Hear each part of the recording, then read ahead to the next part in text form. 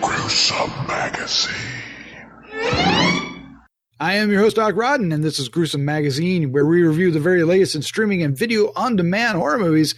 Each week, my co-host, Jeff Mohr, Crystal Cleveland, Dave Dreher, and I will take a look at various spooky, scary, and gory genre offerings. With me this week is my co-host, Jeff Mohr. How you doing, Jeff? I'm doing really good. I just wanted to let you know that this is my laughing place. So, no cock-a-doodie dirty birds with their hippity-dippity kumbaya allowed. Oh, wow. Okay, awesome. I'm going to go back to Jerusalem's lot and hang out. I'll be right back. All right, also joining us this week is Crystal Cleveland, the Living Dead girl. Crystal, how you doing? I'm doing fantastic. It's getting a little bit cooler here, so that's a beautiful thing. And we've got this fun show we're watching. It is. And by cooler, she means on Halloween it was in the 80s and the next day it was in the 50s. And it's solid. It's 50 right now. Right. So if anything could shrink, it did. So it was like, what is going on? We're going to die. All right. Weather report's over.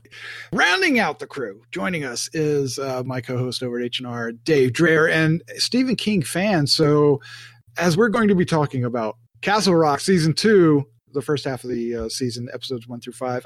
I would imagine, Dave, you are in heaven. This is exactly where you want to be. This is where I want to be. This is my laughing place. Jeff, get the fuck out of my laughing place.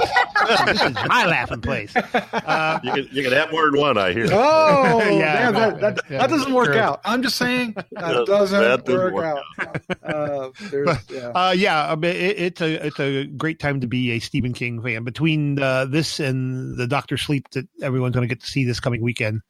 I don't know. Oh, yeah. You saw that last night. You got to see it early. Yeah. I'm so jelly. So, yes, good time to be a Stephen King fan. Just a good time to be a fan of well-crafted, well-written Stephen King fan. Yeah. Which hasn't always been the case, but the past couple of years have been really good to us, past 2 or 3, right? Correct. This is the second season of Castle Rock. We are 5 episodes in. We're going to kind of review all 5 of them in a big clump. We're just kind of going to go into it. So just so you know, the episode titles were Let the River Run, New Jerusalem, The Ties That Bind, Restore Hope, and The Laughing Place. Of course, it is playing on HULU. They dropped the first 3 episodes right at the end of October, and then each week we get a new one. So we're 5 episodes in and 3 weeks in, and we covered the first season separately, right, Dave? You and I. Episodically, yes. Yeah, and but we want to kind of tackle these here on Gruesome Magazine. So we've done a few TV shows. And I think this is going to be something that I think we want to do a little more often. This is like a really good one to do. And it takes place in a Stephen King universe, if you will. There's a lot of mentions of, towns that we've heard of, Castle Rock being one. Jerusalem's Lot is in here. And I think I heard Derry. I think I heard Derry at one point. Derry. Oh, yeah, definitely. Which, the Derry. We're all heading to the Derry after the Derry. The broadcast. Yes. That's bad. That's bad. That's really bad. All right, but there's also familiar names in the characters. Lizzy Caplan is playing Annie Wilkes, and that's in and of itself amazing. We're going to talk about how good she may be portraying this younger version of this character, award-winning character, if I have my memory serves me right. I believe Academy Award-winning character. There you go. Tim Robbins returns to Stephen King world, but this time he's playing Pop Merrill. There's Paul Sparks and Matthew Allen play his sons, John and Chris. And then Barkhad Abdi and Yusra Wasama. Did I butcher those? With that. Yeah. I butchered both those. I apologize. Play foster kids or they adopt them later on in the story. And of course, Elsie Fisher plays Joy Wilkes, Annie's daughter, Dave, is there mention of her daughter in the story?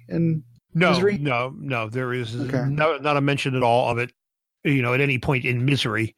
So this is something that they've added in for this tale. And we find out that there's a reason why, probably. Yeah, well, no, yeah, definitely. Again, we don't want to do spoilers quite yet, but yeah, there's a huge reason why that's the case.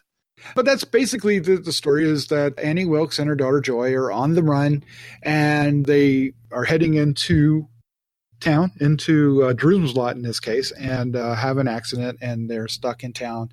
They take up residence, and Joy finds a friend and kind of wants to, she wants to be a settler, right? Not a searcher, as they say. And all kinds of really strange things happen, and places show up, and a lot of great dialogue that we have to talk into. But so what we're going to do here before we get into each of the specifics for this is kind of go over, I guess, since this is so misery heavy, we'll talk about our memories of misery, and then what our first impression of these 5 episodes were. And Dave, I want to start off with you as the Uber fan. Misery, where's this rank in your Stephen King films, and what's your first impression of this, and how does it measure up to that film? I was really curious where they're going to go with this, because Misery, we only know Annie Wilkes in a very small time frame in that particular story, but we know that she's a nurse, and we know she's hiding, that she's committed crimes in her past. But other than that, we really don't know a whole bunch about her in the original Misery book and in the film. Obviously, we find out that she's nuts as the film progresses, but it's really interesting the way they've crafted this backstory, because we see so much of what we see in the film portrayal in this character. And in particular, this last episode we just watched, this episode 5, where we really kind of see Annie's youth. It's just so telling, and it really makes you feel for Annie, because she was actually a really intelligent, caring human until her parents got a hold of her and, drove her down this crazy path that she ends up finding herself on. But yeah, I think it's mesmerizing, quite frankly. Mesmerizing, if for nothing else, her performance alone. Yeah, her performance alone, and the way she's been able to tie it into Kathy Bates' performance. Oh, I mean, you can really buy that she's just a younger Kathy Bates. Her facial expressions, the way she holds her body, everything. I mean, right down to and even again in this last episode 5, we had a different actor playing Lizzy Caplan playing Kathy Bates. I know, and so convincingly. Oh, it was amazing. And it was really great. I think you had mentioned in the pre-show, Doc, that there were times when I was actually like, did they like young her down like with CGI? And she's sometimes playing, I thought, yeah, Yeah. But that's not the case. Fantastic casting. Just before we move on, I just want to say Marston House. Just want to say Marston.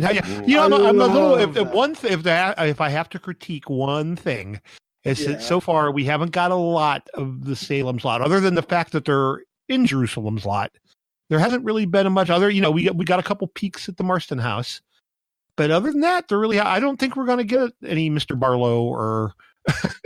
Well, we'll get into it, but there is a lot of kind of, okay, well, that explains a lot. That explains a lot. That explains a lot. Yeah, I mean, there's some stuff, but I mean, as far as actually having any story beats from the Salem's Lot story, I don't know that we're going to go there, but it was really cool seeing the Marston House for the first time. I love the way they revealed it.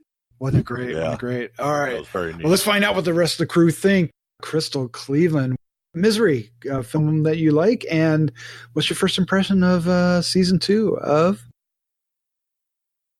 Castle Rock? You love doing that to me, right? I do. Like, just a little pregnant pause to where I go, did we lose him? But okay, so I think I was like 12 when I first saw Misery the first time, and that movie blew me away because it was so dark and messed up, but yet you still felt for I felt for Kathy Bates' character. I was like, God, she's trying to be good. She's got this like sweet side. She just wanted to take care of him. She's just a little crazy. She was his number one fan. Yeah.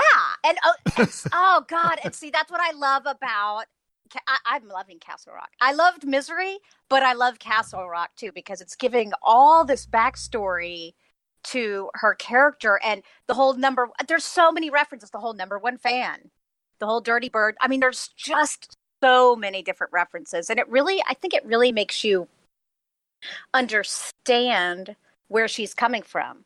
Now, clearly, she is mentally ill. And as the story kind of shows, I mean, I don't think this is giving too much away. I mean, it clearly comes from both of her parents because her father mentions at some point that he got off of his lithium, and the mother does some things that are just not right, obviously, too. So the acting, oh my gosh, the way she walks, the way Lizzy even just walks. And there was a point in one of the episodes where I was like, she even sounds like Kathy Bates. Mm-hmm. I don't know if she was trying to or what, but I'm like, the look, yeah, I love it. I mean, the story is fantastic. I'm really interested to see where they're going to go with this, though. I'm like, what direction is it heading? I don't know, but I like it. And I can't wait to see more. Okay, wait to see more. When they use some of the phrases like "dirty bird" and stuff, yes. and she utters those, it's like chilling. Oh, yeah. It's like wow.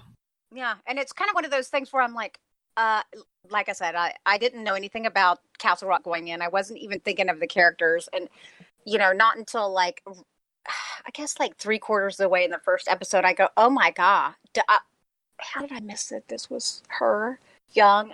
I felt so stupid, but because I was like, the first Dirty Bird I should have known. I mean, maybe that is when I went, oh god, oh yeah, because she's so weird, and I love that it's set in modern times too, but yet it kind of explains how they seem so behind the times because you think she's crazy, but some of it is that not just that she's crazy, but that they're on the run, and so she's trying to keep her daughter from finding out any information about what is happening too. Yeah, but her daughter's growing up, and once she gets the internet in her pocket, it's over. She's starting to figure it out. But let's find out what Jeff Mohr thought. Jeff, Misery, a fan, and what did you think? What's your first impression of the first half of Castle Rock season 2? Oh, I enjoyed the hell out of it. I'm a big fan of Misery. It's really a great movie. It's probably, I'd have to go back and look what the years are, but one of the first really good ones was that was after Stand By Me, though, wasn't it? Oh, yeah. Oh, yeah. Yeah. Well, I think, wasn't it about 99? 1990s when this. Yeah. Oh, yeah. Misery. Misery came out in 1990. Yeah. Yeah, and Stand By Me was a few years before that. So, yeah, I enjoyed this a lot, and I don't know why I figured out it was her right away. Maybe I had read something that this was going to be the Misery had a big part in this, but her whole mannerisms, her body language, the words that she uses, and you start to find out, obviously, as Crystal said, she has some mental health problems, and she has come up with her own mental health cocktail to counteract that. There's a lot of throwbacks here. I don't know how far to go here, Doc, but I think this is really well developed, and it rolls out its backstory kind of as you go for some of the different characters. If you're a Stephen King fan, you know that Ace Merrill is a character from Stand By Me, one of the nasty guys, the Kiefer Sutherland character. So, ooh. Okay, but did you realize too that they made another Stand By Me reference when the kids are like, "We're going out looking for a body"? Yes, right. Yeah, I'm just like, oh my god, it's. Yeah, there's all kinds of those, and they referenced the first season when the warden drove off into the lake. Drove off. Yeah, they did. Yes. Oh Yep. yes. Yep. And they bring up Shawshank, and there's just lots of stuff. Pop Barrel is in some other Stephen King stuff. I think Sundog, maybe. Is he? From I think in Needful Things too. I think he was in Needful Things. Yes. So lots of these guys. I think this is the first appearance of Abdi and Nadia, his stepchildren from Somalia. Yeah, the Somalia storyline is exclusive to this tale. But anyway, there's lots of tie-ins. There's lots of hooks. You'd see. I didn't, for some reason, I guess I never got the map. But from this one, it looks like Jerusalem's Lot is like right across the river from Castle Rock. Yeah, and they even mentioned in this last episode 5, when they're having the wake, they say something like, "Welcome, all you." How do they say it? I can't remember how they worded it, but basically, I mean, the two towns are like pretty much joined. Right, and I never got that from the stories, I guess, and maybe they hadn't connected them quite that closely, but there's lots of references to the history of Jerusalem's lot and Salem's lot in terms of the Marston house and the witches that were buried there. They were Satanists, not witches. Yes, that's Satanists. right. Well, I know that's what they say, but there is reference to a story in Night Shift. Oh God, I loved Night but anyway. Shift. Oh my God. So it's just all over the place. But you're right. They do make a big correction on that. They're not witches, they're Satanists.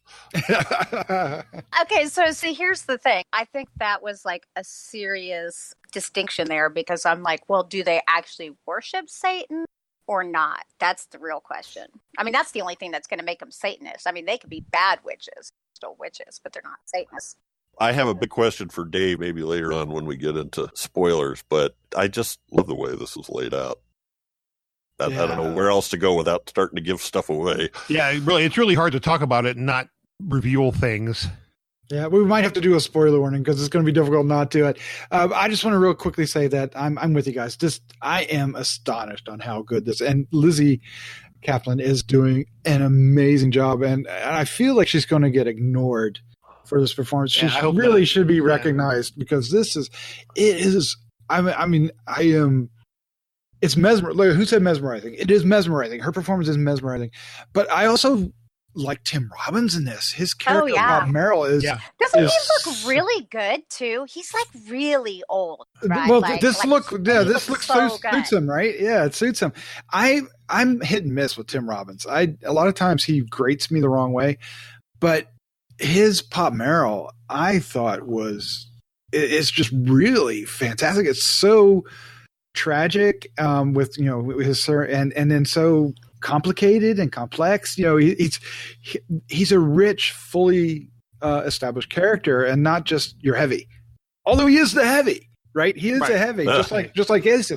But there's much more to him, and his relationship to Nadia and Abdi is very important.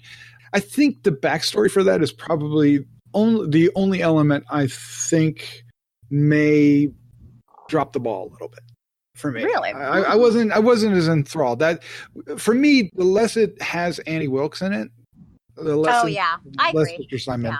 But I still love Tim Robbins' character. And when the two of them meet in that hallway and have that discussion, and she is just out and out lying to him. She's so fast, though. Oh really? Right? Yeah, right. Yeah. Oh man, that was a good scene. That was a good scene.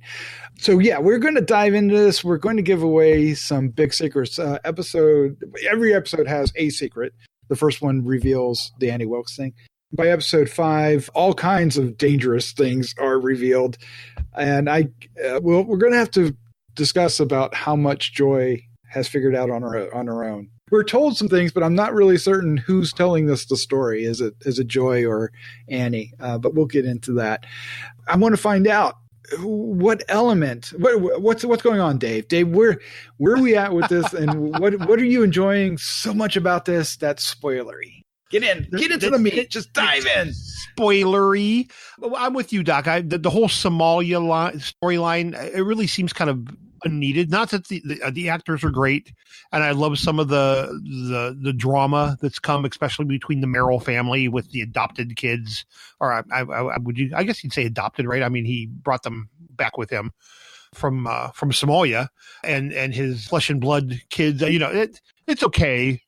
Okay, but can you specify though? Because I don't know that I don't think both of those kids are his own kids, because they mentioned it being his nephews. Yeah, that's it. Yeah, that's it. Blood relatives. I guess I should say, not kids. Yeah, it was confusing to me at a point too. I wanted to have it clear in my head. Yeah, but that whole the whole Somalia Mall thing, the fact that they're running basically a mob thing. I don't know. It just seemed, but I guess it did serve the purpose of showing the bad side of Pop and Ace and what they've had going on. But anything with Annie in it is great. And this last episode 5, was fantastic because it was pretty much all Annie. Yeah, but it wasn't as much Lizzie as it was this other actress who we need to get her name. Yeah. Yeah. She was fantastic in this. I think I even texted you at one point, Doc, that like it's just so tragic and heartbreaking. I mean, I was just feeling so bad for Annie. It's just crazy. The stuff that they were putting this character through, and then, again, how it all ends.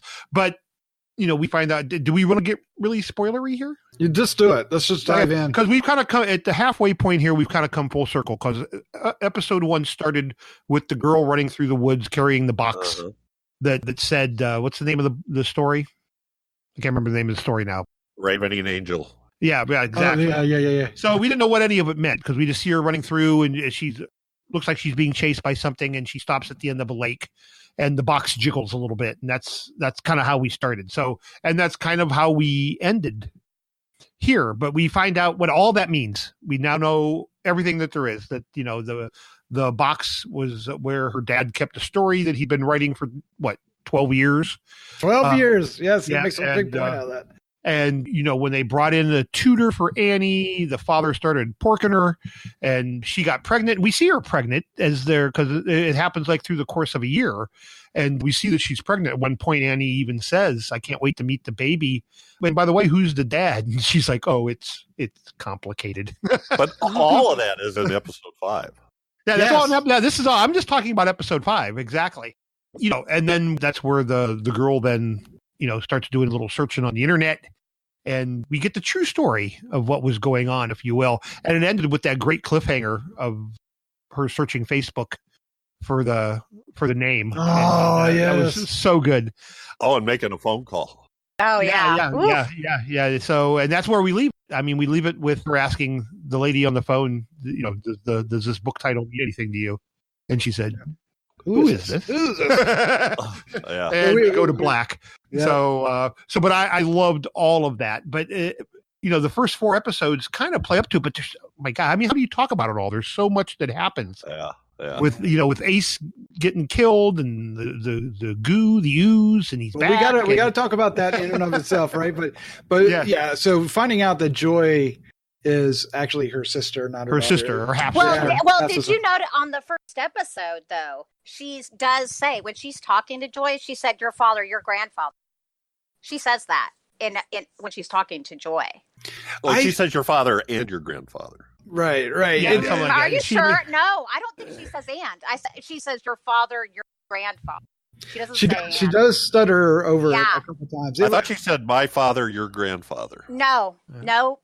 I rewound it and listened to it, and she said your father, your She does at one point say my father, your grandfather, but further in that same conversation, they totally gave it to us. Oh, But I remember when I watched it the first time, I thought it meant she had been molested. I still thought it was her child. Since we're spoilers, I thought it was her child, and that the dad had molested her. Right. Okay, that's what I thought at that point, because it was obvious and not obvious. Right, because we keep seeing him. Right, that's the tall man that's chasing her. Is her father, right? Right, the one that keeps hallucinating. Yeah, good. Yeah, with the bleeding eyes and the Yep. Which it makes him seem like so bad, but he's not. He's one of the best things. He was one of the best things in her life. I took it that she was haunted by him because she caused his. Yeah, because she. Oh, I'm sure. Because she killed him, basically. Yeah. For no reason. Like, she is mentally ill to a point where she needed to be in a hospital. She shouldn't have been living with the family, even. I mean, right. the girlfriend mother of her sister definitely realized that. She was terrified. But Ruby Cruz plays Teen Annie, and holy crap, what a great job she does. I mean, like you said, she looks like a young Lizzy Caplan, so much so that there were times when I thought they were deep faking us, right? And I was like, what's going on here? When the hair's over the eye and you just see that one eye and it's blood on her face from, after her father, it's really, really strong. And a couple times when they show her from the back and you're seeing like the side of her cheek and just her eye and her hair. Yeah. It looks exactly like her. Remarkable casting. All right, Dave, you kind of teased this, but we got to get into it. Early in the season, Annie Wilkes is cornered by Ace Merrill, who is bullying her, and he's realized something because he listens on the internet, right? And she used the internet to find out about herself. And well, Annie reacts and shoves a what was it, Dave? It was an ice cream scoop. Ice cream scoop into his throat. Oh my gosh, that was awesome. I was like, oh wow! But things go kind of crazy from there. She goes to try to bury him in the lake, and somebody's fishing, and then she takes him out to the where they're building this new mall, and thinks, hey, I'll put him under all the concrete, right? All the the flooring that they're getting ready to pour, and falls into tunnels, and we're a pit, right? And we're introduced to, you said goo, right?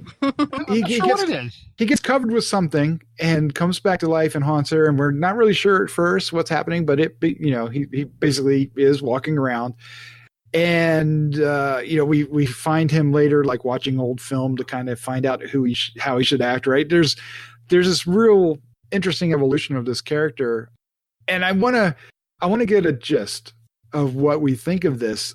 Chris, what do you think of this Ace character as this undead thing? Well, it's really odd. And he references Derry. Where you been? I was in Derry. Tell me, what's going on? I don't know, but I will say this. There are parts about who he seems to be now that seem a little bit better than who he was. Okay, he's because like when when the sister comes to him and says this needs, he's like, oh yeah, I was being petty, because he doesn't care about that stuff anymore. He doesn't care about their little family fights, so that works in their favor. But he appears to be building an army, which is quite fascinating, and it's super creepy too, because this is why I would never sell real estate, because I don't want to go meet some random stranger at a home and then get got. Yeah, and this one gets got. Oh, can you still have children? What the heck? He just kind of laughs and goes, that's a weird twist. Is that not your clue to run? Would you run away at that point? Yes. I'm like, there is no way in Hades I would be there. But, whatever. I don't know. I'm sure Dave probably knows what they are or what they're supposed to be, but I'm assuming he's just completely taken over by something else. But, I don't know. I want to know. Yeah, I'm confused. Stephen King likes goo, dead. right? So, yeah. He was dead. Okay, so... It's meteor shit. Yeah. I thought that at one from sense. Tommy Knockers, maybe. I don't know. That's I'm leaning more towards. At first, Tommy Knockers. I thought Pet Cemetery, but he's not acting the same. I was wanting Salem's Lot. I was wanting them to be vampires, but me too. But that fell apart pretty quick, right? Well, like vampires, fully dead. Like he needed to still be alive to be able to transform. Like he was. That guy was. We don't dead. know that. Yeah. We don't know that. What? But, he was dead. You ain't getting Yeah. that. No, he was Ice dead. But cream we don't know that he has to. Never mind. I'm going to back off of that one. I was wanting vampires because of the Marston house, but I think it has to do with something else. Oh yeah, I do too. And the ooze was kind of a surprise. I was just like, what's that? Right. That? I mean, it could be something as simple as just like the ground is sour. It's just like a Pet Cemetery thing. Yep. And that's See, that's what I was thinking. But it's I'm possible. like, I don't know. They seem to be awfully chill compared to the Pet Cemetery. Yeah, Resurrection. and they're all walking around with a common direction too. Right. Yeah. Right. Ooh, I don't know. I think it's super interesting, and he just keeps it's interesting because now he has he has a goon, and he has a cop, and he has I don't know why he has. Oh, he does have. Yeah, and who's the cop? Who's the cop? It's the guy from one of the guys from Heroes too. Yes. Yeah. Heroes. Is that what I was thinking? So Dave, so you didn't know what the use was, Dave? No, I really don't. There's really, other than the meteor shit, there really isn't a lot of ooze in there. Even in because I was thinking Tommy Knockers as well, but Tommy Knockers was more of I mean, it wasn't an ooze. Right, It was more just the influence of the flying saucer, like radiation or something. Yeah, so. Who are the two people when Hassan goes in there to get rid of the squatters? A couple in there having sex. The two people screwing, yeah. You know who they were? Just squatters. Yeah, I think they're just squatters. I think I find a better place to screw than the Marston house. I'll tell you what. Yeah. Well, soon somebody comes up behind them. Yeah, and then they find them like all burn up and shit, right? Isn't that weird? Oh, that's right. Yeah. Yeah. So again, now I was just like, "Ooh, well, maybe Mr. Barlow is hiding in a closet somewhere." I want a Barlow so bad. I don't think I'm going to get it, but I want Barlow so bad. Well, it does explain. I mean, is this why Barlow wanted this house? He knew there was something underneath it. Well, it could be. Yeah, but you get the impression these tunnels go throughout town, right? And that's how Barlow got around, right? So, right. And that would make sense. Sure.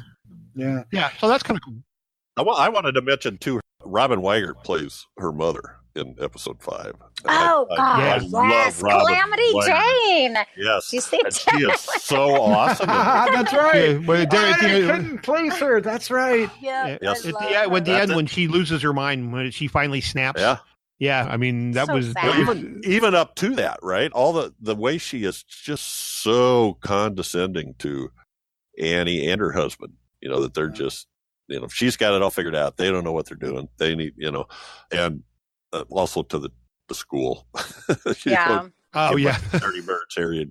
But anyway, at the end, when she flips out, that look on her face. It's frightening. I mean, you see her snap. I mean, you actually literally see her go over the edge. And then she literally goes over the edge. Yeah, she does. Yeah. But it's so sad because she says, once the rot creeps in, you can't get rid of it. And you think she's talking about whatever, but she's talking about her daughter. And that's what's so sad that she. Yeah. Once the rot takes root. Yep. And it's funny because honestly, Annie is just like her mother. I mean, she's a nurse as well, or I guess her mom was a dental hygienist technically, but she's like gone down the exact same path. Now, my question is she actually a nurse or not? Annie? Mm-hmm. I think she is, right? Is she? How though? I mean, because she has been on the run forever, correct? Like, how is? I guess it's irrelevant, really. But I was just curious because she does seem to know a lot. Well, she's falsified stuff, so definitely. Yeah, so she's faked her way, right? You can't make it fake it. So that's possible. Yeah.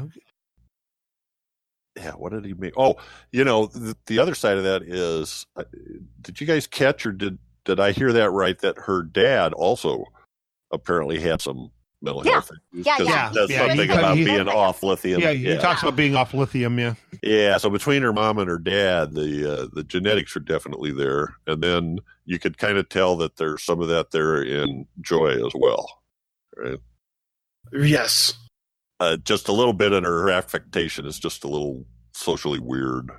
Well, she's also her upbringing, right? Because she hasn't been taught the right things. And well, this is true, too. I love the reaction of Nadia when she's interviewing Joy, and she's like, "Your mother tell you that?" Yeah. We got to keep moving, right? And you really get what's going on. So it's so sad. Yeah, we got to keep moving, or she loses her license. It would make sense though that it would still flow with her story, with her meds. That's not that far off from what she's still been doing. So it still kind of goes hand in hand, I think. That would set off a red flag to me since she knows about the medication stuff. It's obvious why she's become a traveling nurse then for that. Well, so it's a means to an end to get so she can steal those drugs, and then she has to bail. But if they knew she was on all those, she wouldn't be able to. Exactly. It's a great cover up, really, for her being on the run as well. It's like, oh, okay, I see why she's doing what she's doing, I guess. But I just want to know what the heck is going to happen. Okay. Yeah. I want to know because I'm like, I believe that she's going to kill Joy. I think the foreshadowing is there.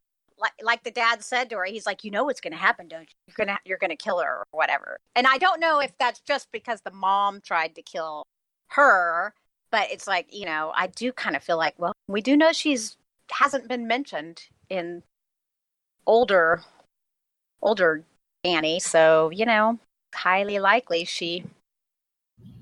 Or the other way around, and somebody else becomes Annie. Ooh, that's a great. And she. Interesting. Interesting. I mean, that could happen. My mind on this. Yeah, because I did notice for a bit there that Joy kind of is very awkward and has the hunched over and kind of the same gait, and I'm like, well, it's possible. I mean, they're just passing that along. But no, I don't think so. The number one fan, that is something only she experienced. Yeah, that gets nailed a couple times, doesn't it?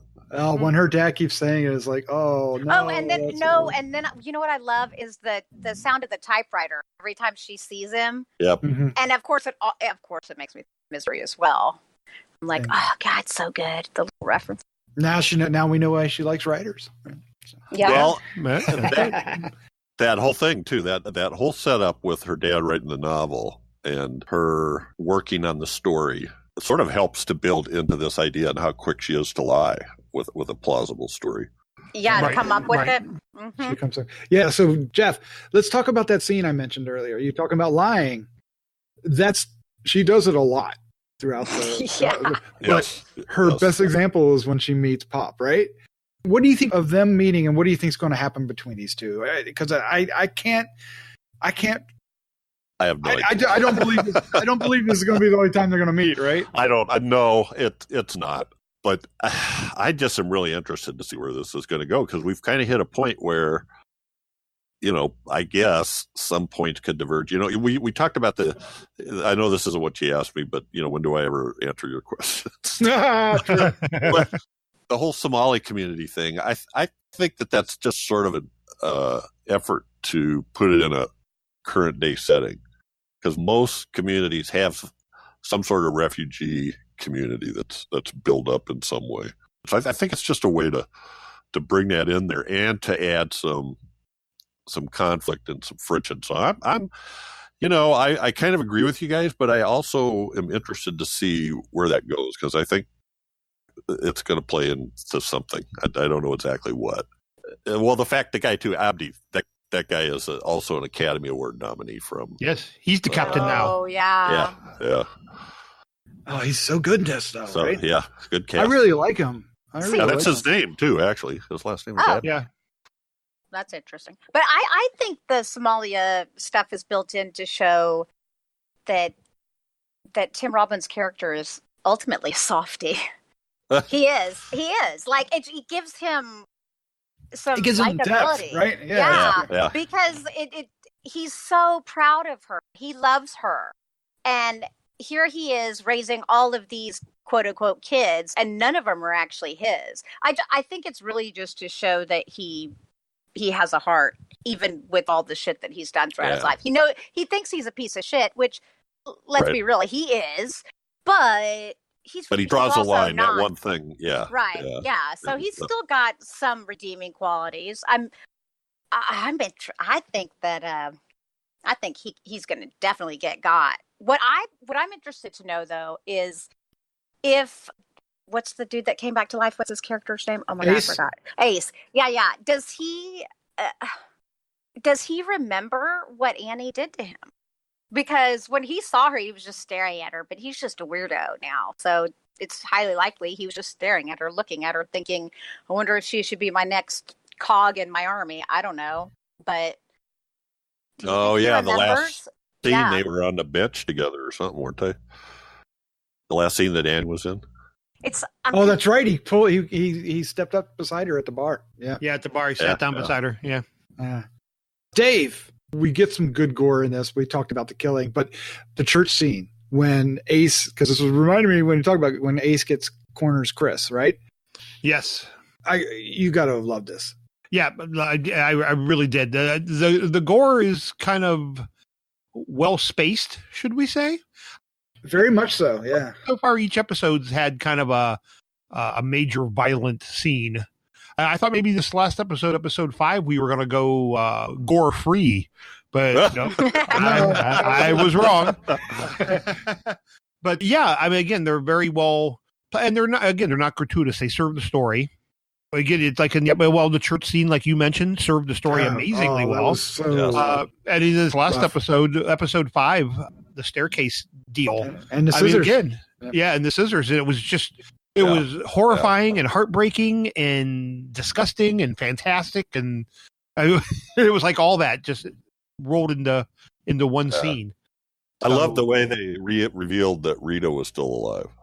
Yes. Yeah. That was a great, and the look on her face, the way her body language when she, because she was kind of hunched over and it makes like, okay, she's going to be a key character for the next 5 episodes. Well, and the way they kind of spliced it into as she's looking on the internet, you see that, so there really is somebody for her to be looking for, because we're all thinking she's dead, right? At least I was. Yeah. And the way they revealed that she wasn't. Oh, it was a good shot. It was good editing. Why didn't she look for her? You think she would have looked for her daughter? Maybe they didn't know. She probably did, or maybe she is. But nobody's been able to find Annie, right? Yeah, weird. Yeah, it's just weird. Yeah, obviously we know the Annie Wilkes storyline. She gets away. We don't know what happens with Joy because she was never referenced in Misery. But we know Annie Wilkes goes on to become Paul Sheldon's biggest fan. So you know what? I Doc, I don't know if you're the one that said that, but now you really got me thinking. This Joy is look, hair, and body type is a lot closer to Kathy Bates than Lizzy Caplan. Oh, so you're thinking maybe Joy takes on her persona? Yeah. That'd be interesting. The number one fan thing, though, I mean, I think that's a stretch because that was really something that Annie shared with her father. Yeah, and she's reading a historical romance in one of those scenes, at least one. Annie is. I'm sorry. Yeah, but Annie was listening to that without Joy as well. I think that's a stretch. Could it be possible? Yeah. Do I think it's going to happen? Absolutely not. No. Well, there's one character we haven't mentioned yet that I really like, and that's the Chance character played by Abby Corrigan. Who isn't she hot? She's emancipated, right? Lives in one of the other really creepy sheds that this community that they live in. It's a cabin. It looks like a shed. I'm sorry. It's a cabin, but it looks like a shed. But the interactions between Chance and Joy are fascinating. There's a friendship, maybe more going on. And I mean, are you kidding? Maybe. Yeah, they're very much. So, I mean, but it's basically like freaking just dangling it in front of Joy's face, and Joy's like, yeah. But it's really, I don't know. I'm really interested because it's fairly innocent and it's fun to see between Joy and Chance. I think it gives Joy a much richer character arc. Yep. Because it's not always about her mother, right? Because now she has this other outlet, and this other outlet is actually, making her come of age, right? And in a lot of different ways, not just sexually, but finding out about her mom and standing up for herself. There's a lot. And saying the F word. Oh. And well, yeah, that was great. She's like, just because I can't fuckity fuck. That was actually hilarious. Oh God. And her first time using, I totally took over. Continue. Sorry. Yes. And the brownies. Yes. The brownies. I don't know. I think this character Chance is very important for the Joy story. She's super hot. Like, I totally get it too, from like Joy's perspective, let's be honest. I don't know if Joy is a lesbian or not. I think that is irrelevant though. I think she finds her attractive. She's kind of an androgynous type character. So it could kind of go, I think it's definitely a sexual awakening. And I do think that in a teenager's life, once they get like their first love, it's definitely the first and most major detachment from their family or parents. So I think that she's definitely the catalyst for Joy's ultimate destruction. So it makes me worried what's going to happen to poor Chance. But I love that Chance, like the interaction between Chance and Annie when Chance is getting all the stuff for Joy, because Joy ends up living with Abdi and Nadia, who are really kind to her. That scene in the car when he takes her out to the car and he basically, he's in charge. Annie, pulls the gun out at the house too. Well, yeah, he does do that. Points it right in her face, and she doesn't blink. Right? No, no, she never blinks. So. Well, that's true. That's true. But she's not afraid of that gun, right? She's a total psychopath. Like she's bipolar. She's got like paranoid schizophrenia. She's a psychopath. I mean, I can't even imagine what she would be diagnosed. She's a time bomb. Her cocktail included Risperdal, Haldol, and lithium. Yeah, was it 20, 10, 20, 40? 40, yeah, something like that, 40, 30. That's what I'm saying. She can't control herself. I mean, geez. What do we think of the bed scene when Joy just, initiates the, just in case this is what I want you to do scenario, right? Right. Ties her up to the bed. Well, what was interesting? When she pulls her shoulder out of socket. Right. It hurt. That's a commitment to wanting to be free, right there. Well, it's interesting that she made her own prison, really, because she set these parameters in place for Joy, probably to protect Joy, ultimately, knowing she's got some issues. And then she worked herself into her own prison, which I thought was kind of funny and kind of turnabout. She's kind of coming to the realization that her daughter is smarter than her. And that can be a scary, the old tricks ain't going to work anymore. She's going to have to get a little better at what she does. Exactly. She managed to figure out the code on the lock. Right. Which, of course, in an odd way, Annie is incredibly intelligent, but she's also incredibly naive in a lot of ways. Right. It's interesting. I liked how they set up showing the time passing with, first it was Joy as a little girl, and they're singing this song, and Joy is all excited and having fun and involved in it. And then she gets older, and as she gets older, it just becomes sort of, now my head's on the windshield, and I'm singing, but I'm thinking, when is this going to end? So she's changing, and she's starting to question things, and that's the old stories aren't going to work for Annie. Nope. Yeah, she needed to come up with some better. Maybe she should have lied to her and told her they were on the run the whole time, so that she'd understand, and then I think that would help her. There's just too many questions because she won't give her any answers. Sometimes people need something. They need something. Are you trying to craft better lies for Annie Wilkes? Yes. Yeah. I don't know if that's a good thing to start to do. I'm sure Crystal could do it if anybody. Well, I think her whole story about that your dad didn't want, I think her leaving an abusive relationship would have been something that's a good story, but I think it was something that she needed to do while she was young. And then, she grew up thinking her dad was some hero, like she had said, and blah, blah, blah, blah, blah. And that was a rookie mistake. I think it was just, sometimes you have to give them something. You can't give them nothing, because when you have nothing, she didn't have any direction, and then she doesn't let her have any sort of life, which is, that's a mistake too, but if she had given her the whole time the trust to hold on to this story, I think she would have understood more as to why they were doing what they were doing, instead of looking for the yeah, I don't know. I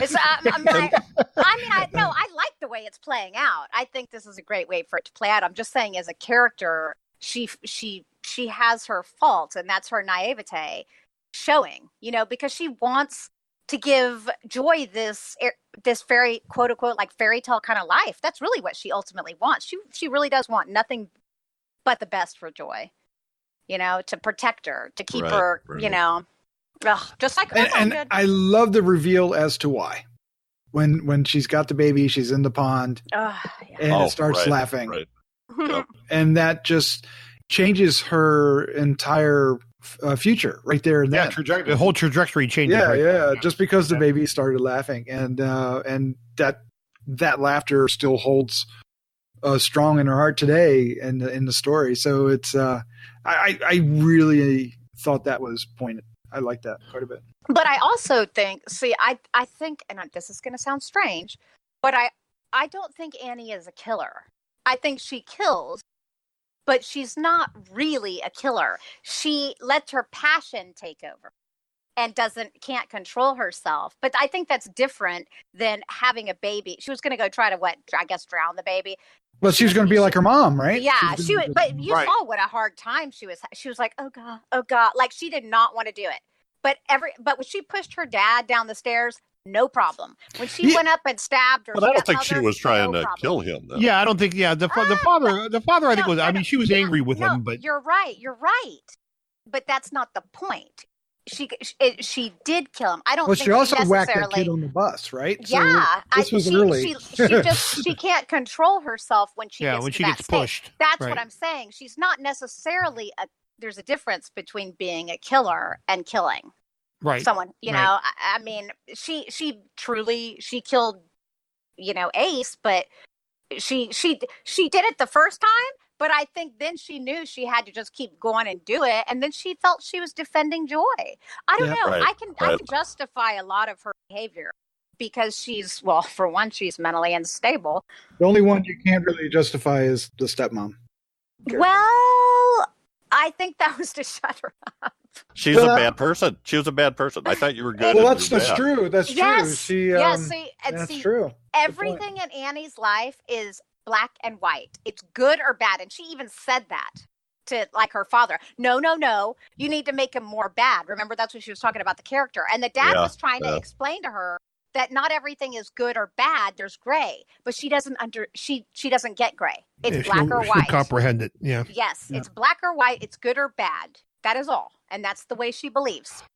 You know what I was thinking when she killed Ace this is kind of what Crystal was talking about in Rattlesnake. She made the decision and boom, it was done. Yep. She kicked him in the nuts, grabbed the scooper, and how do you want? Yeah. I have a question, Doc. So episode 4, it's sort of we learn all of Pop's backstory and why he adopted Abdi and Nadia because he killed their mother as an innocent during wartime, and he holds this wake for himself. But at the end of the wake that same night, there's kind of this, I don't know, it's kind of a mini massacre where Ace's minions from the Marston house take out Timothy and Chris and the councilwoman and the bartender. Yes. Yeah, so what was that all about? Or is that more people that are going to become? They double the ranks. Part of the crew. Yeah, exactly. Is that the whole reason for that, or was that? Yeah, it's the first rule about Fight Club. Yeah. So one thing I wanted to talk about was the betrayal of putting Laughing Place in the end of the book. Did you feel it? Could you feel it? Yes. Oh, yes. yeah.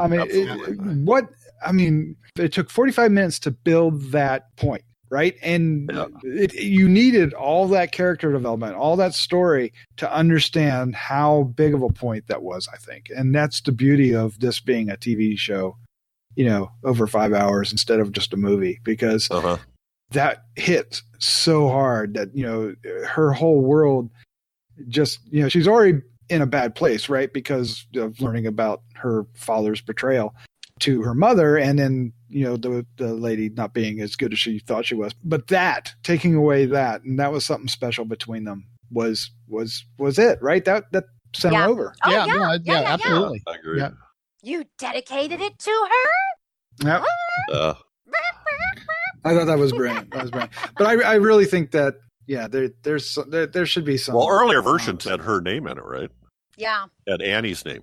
Yeah. But I mean, it had been so many years, right? Right. I mean, 12 years. But you're right. That's a good point, Doc, because he really does. It takes all of that relationship building between her and her father, and then the everything up to that point to send that home. And then, but it covers the entire first 4 episodes. Now we know everything. Now you understand her motivation and why she's acting a certain way. It's really brilliant. It's quite brilliant. And Joy's uncovered that book by opening up the lockbox. Yeah. All right. And well, okay, wait. I got one more question. or we could talk about this after. So wait, what Joy was reading was not the story that we were seeing, though. Obviously, the story he was writing. Yeah, but right. It's not the story he's writing. Right. I want to know what the story he was writing is. Like, why are we not getting any glimpse of that? You mean within this? Yeah, don't you think that would be important? Don't you think that's? Well, I think the story defines the searchers and the settlers. Settlers. Yeah. That was the name of it originally, right? Okay. That's all that's about. Okay, because I'm like. But that first paragraph they showed over and over again, Dave, I was trying to figure out, okay, that sure sounds like the start of some Stephen King story. Yeah. I was trying to figure out which one is that. I don't think it is. Well, we've talked about this quite a bit, almost as long as one single episode. So I guess we should wrap this up. I think we are all recommending this as probably some valuable television, right? I had said earlier to where my all-time favorite piece of genre television has always been that season 4 Dexter. Oh yeah. I think this is taking the lead. That's a big deal. Yeah. Episode 5 was phenomenal. Yeah. Yeah. I just think it's getting better. The more we're getting into the characters and the story, the more it's like opening up and I have a feeling there's going to be a war and I don't know who's going to stop it. I don't know where they're going. I really don't know at this point now. The only thing we know is there's going to be some type of a confrontation or showdown now between Joy and her real mom. And Annie, and then we got all the Merrills and all the Goo people, and Well, we don't know where any of that's going. We have no idea. Right. Do we want to make any predictions? Any guesses? The Goo people? Because I made the prediction. I was thinking that I don't think Annie Wilkes makes it out of this story. You don't? I think she has to, doesn't she? She has to. I don't think Annie Wilkes makes it out of it. I'm going to go with my. You're going with Jeff's thing. So this is an alternate universe, then? No. I'm going with that. The Annie Wilkes that is in the story that we all know is actually Joy. Okay, you're going with the Jeff Mohr theory. Okay, no, that was my theory. Well, that was Doc's theory. Oh, I thought that was Jeff's theory. Okay, Doc said it. I just you reiterate it to sink in. Yeah. Gotcha. Okay, so we'll change this name officially to the Doc theory.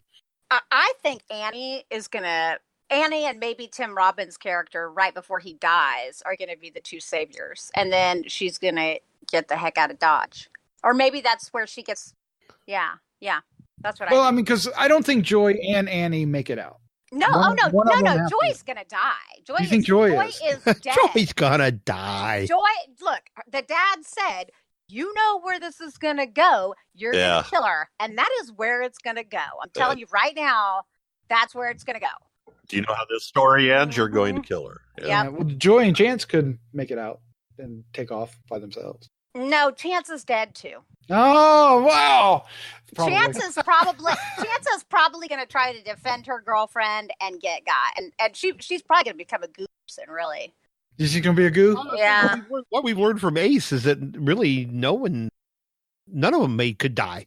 They could just all become goo people. Well, that's what I was about to say. I was like, I mean, it is possible that Annie. Castle Rock season 3, the goo people. Revenge of the Goo people. There's a goo kid in town. Oh, well, what do you think, Dave? Dave, so fast. What about you, Dave? Any predictions at all? I really don't. I honestly don't know. I'm curious to see if we're going to get any more play into the whole Salem's Lot story. Because we haven't really touched on other than the Marston house. They haven't touched on it at all, really. There was a brief mention, I thought, and maybe I imagined it, that the town went through some kind of plague or something. I'm putting that word in place. Well, they talk about missing kids. Yeah, they did. Right. Well, and then they talk about the Derry witches. thing. You're in Derry, so that's a given. Yeah. So yeah, I'm kind of curious to see where they go. I really, honestly don't know. The Doc theory is an interesting one, and that would actually work. I'm not opposed to that. In a way, I'd be kind of pissed if that's what it ends up to be because we figure it out at the halfway point, which isn't any fun. Well, but I would love to see Lizzy Caplan continue playing this character, so I'm hoping she doesn't go anywhere. Oh, I would too. She does, but I really don't know. All we know is it's some version of Annie Wilkes makes it out alive. There is a Annie Wilkes makes it out. Yeah. Right. Well, if what you're saying happens, Doc, I don't think it'll be like the final scene. Ooh. That makes Joey sense. driving off with her ID or something. Right. Yeah. Pop Merrill. Well, he's got cancer, right? He's dying, but he's in a position in this story that, he could live. The goo could change that, right? But I think I think he's a good guy. Is he going to be the hero? Yes, I think so. I think for one, he's already resigned himself to the fact that he's dying, and he's okay with it, I think. I think he just wants to leave behind a decent legacy, and that's what he's trying to work on now. He's trying to clean up his mess a little bit. Yeah. Is he going to be is he going to sacrifice himself in the end? I think that's entirely possible, and I think that would be a very, very nice end to his story. I think that's fair and appropriate. Yeah. Yep. Jeff, he saves Nadja and Abdi, even though they've turned on him. Possibly. Maybe, no vampires, Jeff. No vampires. Oh, God, that would be awesome. I would absolutely love it. You know me. I don't think so. Saw my new license plate, so Yes. All about that. All about that life. But no signs of any vampirism, though. We got good people, but no vampirism. No. Yep. Yeah, I don't know. These people are interesting, and it makes you wonder what the goal is, unless they're just reincarnations of the Satanists trying to take over the town. That's interesting. There you go. There, Jeff. Ding, ding. Jeff for the win. Yeah, that could be. We'll see. Yeah, maybe. All right, well, join us in, I guess, close to 5 weeks. And we'll talk about the final 5, and maybe we'll remember our predictions here and see how well, or hopefully we won't be disappointed. I imagine we will be. I hope we're all wrong. We're all wrong, and let's hope they land the last 2, because last season that was a problem. Oh yeah. So if they regardless of what they do, stick the landing, and I'll be happy. Exactly. Yep. All right, so. Check it out. It's on Hulu now, streaming, and it's Castle Rock Season 2. So, wow, a lot of Stephen King. Yeehaw. Dave, Jeff, Crystal, thank you for joining me tonight. Thank you for having me. Of course, Doc. It was fun. You're welcome. All right, let's say goodnight. Good night. Good night. I'm your number 1 fan. Yes. You dirty bird. God, you won, Jeff. You won. Oh.